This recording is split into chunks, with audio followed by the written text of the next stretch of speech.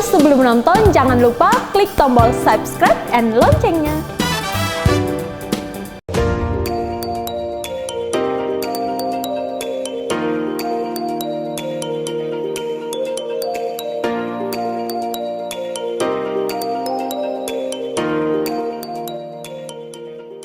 Halo, dari Aljon yang setia, kembali bersama saya Prayoga Mulyo dan seorang begawan di dunia otomotif yang sekarang punya semangat untuk membangun kembali jiwa dan nilai-nilai kebangsaan. Dia ternyata bukan sekedar di dunia otomotif, tapi adalah salah satu perintis kemerdekaan. Saya potong. Ya. Yang terus kemerdekaan itu orang-orang tua kita. Saya Ya. sebagai generasi penerus yang diwarisi mengenai nilai-nilai tujuan orang tua kita. Ya. Terus saya salah satu penggila wawasan. Oke. Sampai saya membuat satu monumen. No. Ya, monumen di Bogor. Museum atau monumen itu apa kita pasang pakai lilin, apa kayu, senjata segala macam, orang tidak akan. Oh, Nggak mungkin menikmati kalau masuk museum atau monumen. Oke. Senjata saya ada 420 pucuk, dia senjatanya. Jadi supaya dikenang sama generasi muda atau generasi yang ada kaitan dengan Indonesia. Ya. Saya itu yang membawa patung Jenderal Besar Sudirman di Jepang sama Menteri Hankam, Pak Purnomo. Ini itu juga ada. Saya bicara sama Menteri Pertahanan sebelum di reshuffle. Ya, saya yang bawa dan saya cerita karena ayahnya Pak Purnomo itu bukan dari PK. Ya, gitu. Terus ini senjata-senjata kami, orang tua kami, ada 460 pucuk ini sedang dicuci. Ya. Ada water mantle segala macam. Mana ada? Saya tanya sama kamu, ada orang segila kayak saya pakai baju ini. Ya. Terjawab. Itulah akhirnya dinas sejarah angkatan darat. Karena kita merdeka itu melalui darat, belum ada BKR laut, udara belum ada. Ya. Darat ya berarti ya. Polisi itu ada lebih awal, tahun 42, tapi polisi Pamong. Oke. Ya. Kebetulan keluarga kami dari BPI, Pak. Barisan Polisi Istimewa yang didirikan di sekolah SMA Manahan. Ya. Tahun Manahan itu mungkin sekitar BPI itu sekitar 45 ya kalau nggak salah ya. Karena salah satu komandan utamanya orang tua kami, komandan pertama dan pendiri, kami mungkin dapat penghargaan dari Pak Banur Usman Kapolri pada saat itu. Baguslah. Gitu ya. Dan kalau bicara pampasan perang, ayah saya sempat kuliah di Jepang dengan pampasan perang karena dari Angkatan Darat. Tahun 162 ya, 2 tahun di sana. Sama-sama kakak saya. Kakak saya itu yang bikin demo di Osaka. Oh, ini kayak Daihatsu. Nah, Sony Hatsuno. Oke. Terus apa itu? Ada menteri apa itu? Baik pampasan perang itu zaman itu yang memberikan tuh ayah saya. Oh, sama menteri PDK Pak Sarif Tayyip, PDK ya, pendidikan ya. Oke. Tadi kakak saya tahun 61 bikin TV black and white. Black and white. Ya. Ini sudah museum saya sudah diresmikan. Ini baru-baru. Jadi ini semua data. Demo, ya kan ada di sini, ada pes. Ya, menjelang Ganevo ya, Pak. Menjelang Ganevo ada demo ya. Ya. Daihatsu. Itu pampasan semua itu, ya kan? Ya. Nah, kembali lagi, seandainya pampasan itu termasuk orang tua situ, itu kita solid, ya kan? Kan kita di demo tuh sampai dibawa ke Eropa. Di depan restoran, di depan apa, segala macam itu. Kenapa? Itu barang-barang langka. Nah, kembali lagi, barang-barang langka itu melalui pendidikan, melalui kawasan, melalui apa, kita wujudkan melalui monumen. Kita tahu, jangan di dunia. Kalau cuma lihat ini, nah ini peristiwa Bedong Kokusan, kamu pernah ke Sukabumi nggak? Sukabumi, ya. Sukabumi, kenapa? Ya, ada tank itu Pak yang di pinggir jalan itu. Karena Panzer Bukan tank Panzer ya, Panzer kota ya. Itulah peristiwa bocor bokosan. Nah, untuk pipa sama Siliwangi di situ. Nah, saya bicara, kenapa? Saya menguasai wawasan ini. Dan di situ hero-nya Pak Edi Sukardi yang bikin Mas Siliwangi. Dan saya salah satu orangnya yang menjebol, yang mengawal ya Pak, supaya mendapat tulis pemerintah. Nah, saya kasih tahu sama Ibu Menteri Sosial.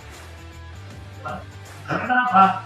Sebelum tahun 45 ke bawah itu dikuasai oleh lembaganya Departemen Sosial. Veteran termasuk ayah situ ke atas di bawah hantam. Nah, inilah porsi-porsi supaya mereka tahu. Wikora, Timur itu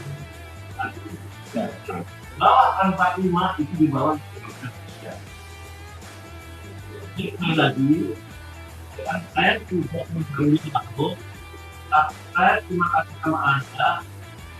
Anda saya kasih pekerjaan rumah untuk meningkatkan kemampuan ini. Kalau sekarang saya tanya, Anda juga personel sipil, pejuang, punya siapa rencana, tapi apa yang dinikmati dia? Apa pabrik sekretok, pabrik reket, pabrik atas segala macam, bikin sesuatu atas sama dia itu. Sukito, punya lapangan bola ini. Karena bela dia apa? Ya, nggak solid bangsa saya ini. Kita naik kereta api dari Jakarta ke Surabaya berapa ratus lapangan bola, tapi nggak ada kayak di Singapura Fandi Ahmad satu orang. Enggak. Ayo bangun semuanya. Nah, dengan adanya ini sampai saya tangkap orang Jawa Timur. Yang punya nilai-nilai performa di Jawa Tengah. Tapi kalau dari tuanya, Jawa Timur. Ya kan? Nah, kalau situ bilang Jogja, itu sesudah kemerdekaan. Ya. Ya kan, betul ya, karena Jogja, salah satu raja Jogja itu kan berpangkat jenderal ya Pak. Pada saat keraton dikepung, lalu yang mengepung kebetulan berpangkat kolonel, harus ikut perintah seorang jenderal yang ada di dalam istana, sehingga semua dismiss ya Pak. Di ujung perjuangan bangsa ini ternyata raja kita sempat berbalik arah melawan pemerintah kolonial Belanda yang selama ini memberikan bintang setingkat jenderal ya Pak ya. Baik Pak Tinton, nah kalau saya dengarkan kita ini kalau mendengar cerita Bapak, rasanya kami yang generasi muda, yang lebih muda dari Bapak, usia saya baru 60, Bapak sudah 76, berarti artinya ada satu generasi di bawah Bapak. Rasanya jadi malu ya Pak, mengisi kemerdekaan dengan carut-marut, paling tidak di jalan raya itu sudah menggambarkan bagaimana carut-marutnya etika kita dalam berbangsa dan bernegara. Sesuatu yang kelihatannya kecil, tapi coba kita lihat, yang melawan arah, yang tidak mengikuti peraturan keselamatan. Nah, kira-kira Pak, gimana Pak beretika kendaraan untuk bisa mencerminkan budaya bangsa di jalan raya? Kalau di sirkuit sih kelihatannya semua ahli Pak nyupir, jadi semua beretika. Untuk bisa menjadi juara semua beretika. Gimana? Jadi gini, tadi kan kita sudah kasih contoh, kalau kita mau ke tingkat 10 kita lewat 1-2. Betul. Siapa kita sebelum ke jalan, ya. Kita melalui sekolah mengemudi. Nah, itu yang kelihatannya harusnya. Di mana? Saya tanya sama situ, di mana mau di Amerika, mau di Jepang, kan semua sekolah mengemudi.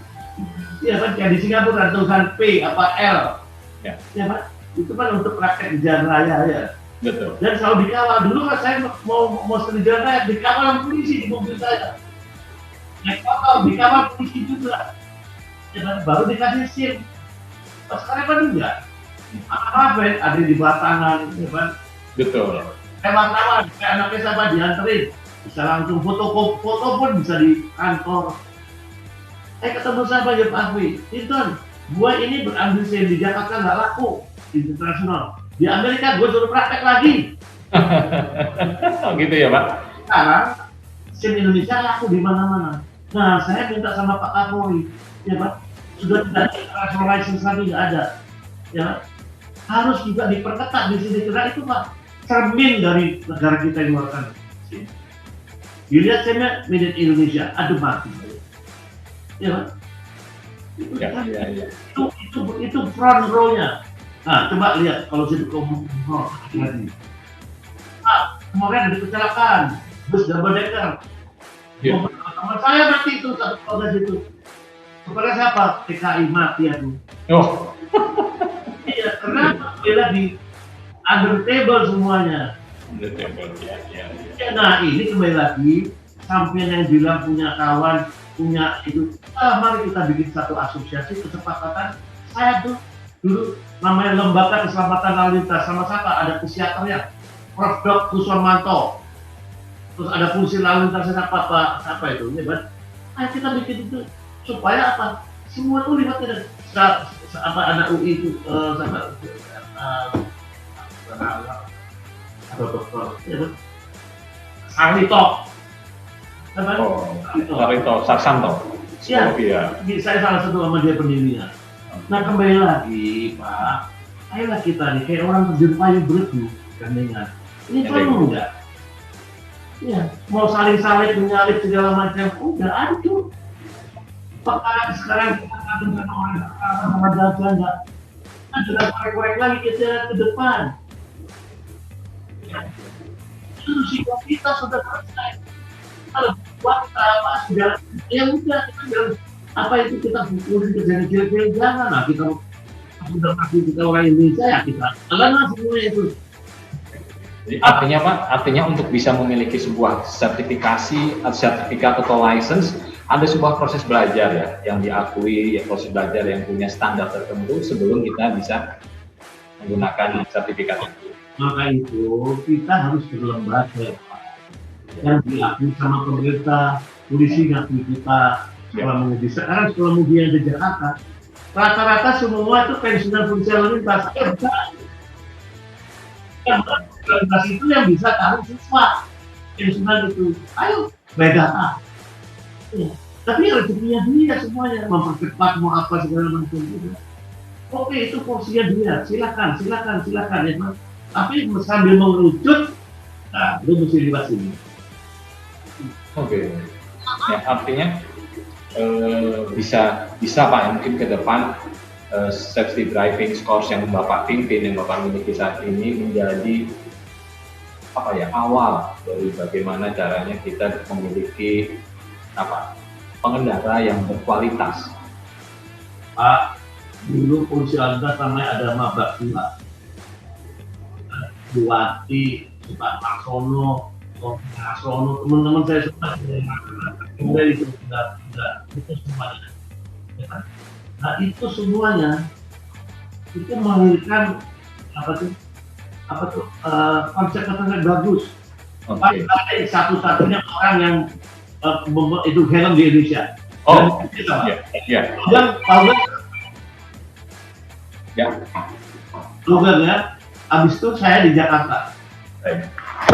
Saya ngetes helm itu benturan dari depan, benturan dari belakang. Nah, saya tanya sama situ, benturan mana yang paling sensitif?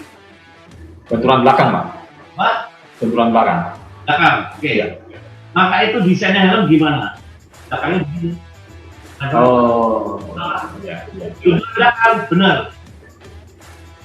Di mobil apa buktinya? Headrest, Pak, betul ya, untuk menjaga tulang daya G. Ya. Divorce. Nah, maka itu Pak dikasih headrest supaya nggak balik, sama juga di helm. Itu, di helm begini, kalau helmnya bakal yang rata, mati lah. Korbannya dulu tuh teman saya pembalap Egy Iriawan.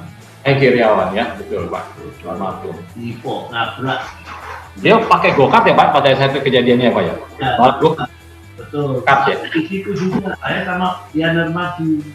Oke, baik. Jadi artinya gini Pak, rasanya setiap orang bisa memiliki kendaraan dan bisa mengendarai kendaraan, tetapi orang tidak tahu bagaimana memiliki dan berkendara dengan beretika. Aman dan nyaman. Aman dan nyamannya, aman artinya bagi kita dan lingkungan. Kalau kita membawa penumpang juga nyaman. Nah, banyak orang bisa beli motor, banyak orang bisa beli mobil, tetapi belum sampai Pak etikanya atau mentalitasnya. jauh Pak, kalau muter di sana mendingan balik arah aja, lawan arah. Nah kalau begitu gimana ya Pak? Apakah itu bisa dikembangkan atau diminimalisir Pak? Maka itu saya sudah bilang sama semua pabrikan motor mobil, dikasih buku saku di mobil, di dashboardnya tuh bagaimana manual owner's book itu, manual book atau ya, bukan untuk cara mengemudi, ban, bagaimana isi bensin ya. Kan isi bensin sambil nelpon ya Pak, isi bensin. Jadi banyak hal. Ya. Terus ya pokoknya bagaimana mengendarai mobil dengan aman dan nyaman, ya Bang. Betul. Lagi kalau beli motor ada buku panduannya, beli mobil panduannya. Ada waktu barangkali lihat itu bisa secara langsung bisa membantu untuk pengetahuan pengetahuan. Nah sekarang ini kan banyak Pak biro-biro jasa yang tulisannya latihan, jaga jarak, jangan dekat-dekat, sedang belajar. Nah itu gimana Pak hukumnya atau gimana? Maka itu Pak, itu Toyota, Honda, dan saya nggak bilang mereknya, nggak mau pada bikin, nanti bisa pasang iklan di situ juga. Ya. Dari asuransi dan ada kan dapat uang gratis untuk cetaknya. Kalau ngomong, oh ini mau jet pahlawan, ini mau sekolahnya supaya laku segala macam, ini kembali lagi Mbak, ya Pak, sudah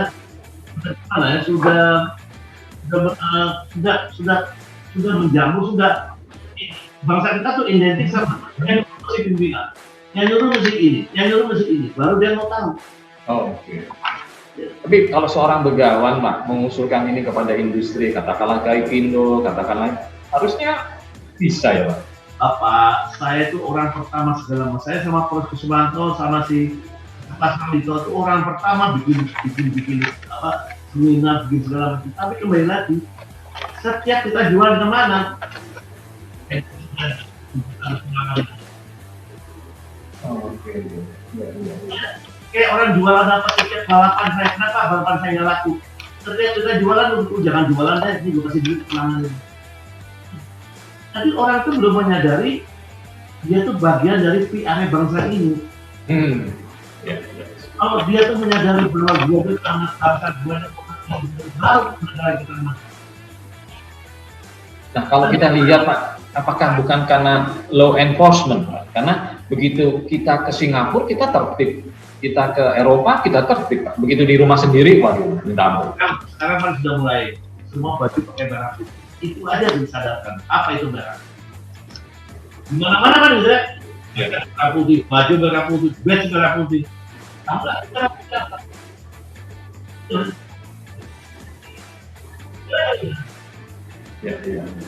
Ya artinya Pak, kalau artinya itu ada sekarang maaf ya, ada bela negara. Ya. Bela negara itu buahnya dari wawasan kebangsaan.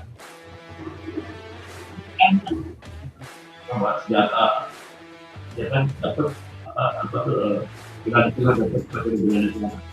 Tapi wawasan dulu Pak. Bela negara saya salut, teman saya itu Pak Manila. Saya salut, tapi tiangnya dulu, pohonnya dulu dibenerin dulu. Saya didatangin sama Maijen Tasmin, dari Bang Kankan untuk ngajar itu. Saya bilang Pak, wawasan dulu Pak. Bela negara itu buahnya dari wawasan kebangsaan. Karena bela negara pun beretika dalam berkendara juga udah bela negara ya Pak. Salah satu lah ya yang kecil-kecil gitu kan. Makanya ya mungkin law enforcement juga salah satu aspek yang selama ini kelihatannya selalu menjadi seperti kerikil-kerikil yang tidak terlalu besar, tapi kelihatannya juga punya peran penting. Karena begitu kita menghadapi enforcement yang begitu kuat di negara tetangga, kita jadi tertib, nyebrang pada tempatnya, ya kan, kita berjalan kalau naik mobil juga hati-hati. Tapi begitu di negara sendiri, kan rumah sendiri, kenapa harus? Gimana Pak menurut Bapak? Itu Pak, kalau di dalam pendidikan, di dalam kita kayak di rumah tangga, kan bicara sama kalinya kan, biarpun kita keluar dari hati dunia, ini anaknya siapa? Anaknya bapak, nggak ada bilangnya anak ibu. Kita bilang gitu, pendidikan bukan gitu. Pendidikan siapa? Dipakailah orang-orang terkenal yang bicara segala macam. Supaya nancapnya itu kayak anak asmara, nancap betul-betul. Dan sekarang, kalau sekarang yang ngajarnya itu apa? Ya kayak sekarang lah kompetisi di sekolah-sekolah. Ya, sekolah ini laku, sahabat kenapa? Ada pengajarnya gini-gini. Nah ini aja, gigi, fakultas kedokteran gigi. Mana yang paling laku? Dr. Mustafa kan? Alah UI kan? UI kan ambil dari Dr. Mustafa. Kenapa? Yang ada itu kan Dr. Mustafa dokter gigi. Ya. Nah, artinya Pak kalau begitu belajarlah kepada seorang begawan seperti Bapak. Artinya nanti lulusannya akan menjadi seperti lulusan dokter gigi Mustafa. Saya kan nggak bisa Gimana? Karena saya nggak bisa ngegaramin laut Pak. Saya punya kepanjangan tangannya di antaranya bapak-bapak ini semua, Jim Sanger kayak apa segala. Oh betul. Ini meja bisa berdiri kuat. Kakinya 4, kakinya 5. Monumen apa yang paling di dunia yang paling kuat, paling kokoh?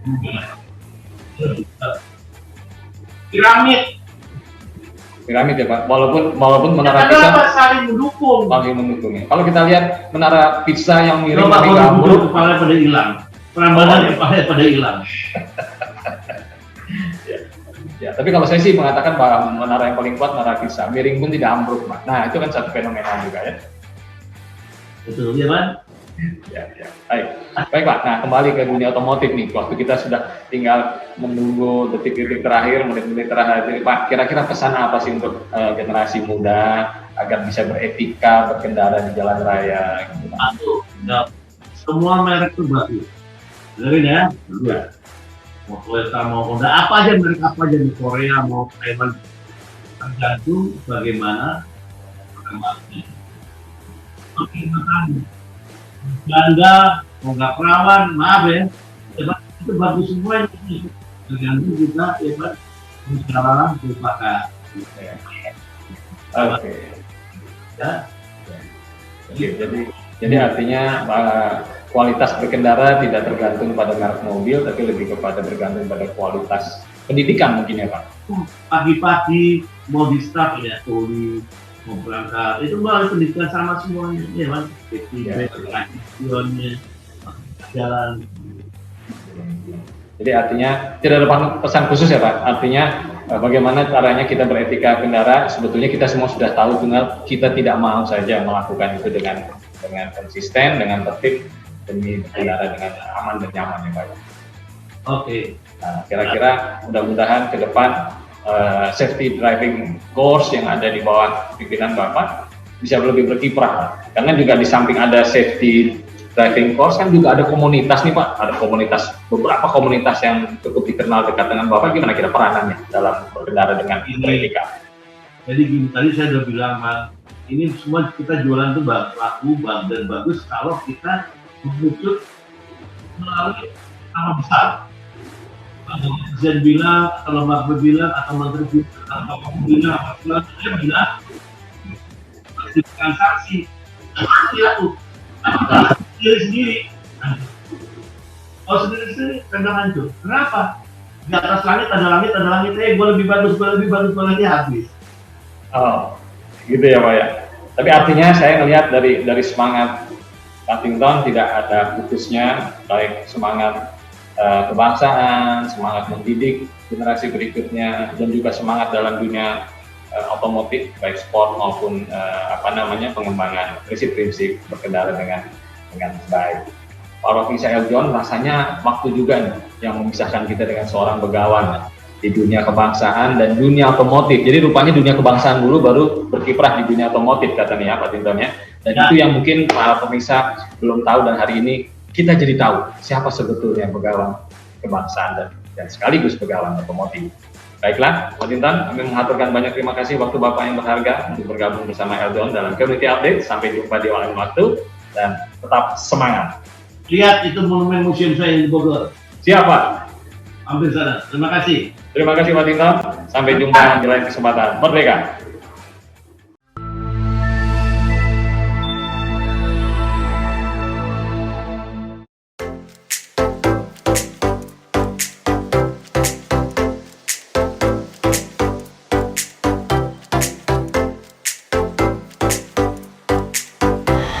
udah pada nonton kan? Nah, sekarang giliran kalian untuk tekan tombol subscribe, like, dan juga tekan tombol loncengnya. Dah!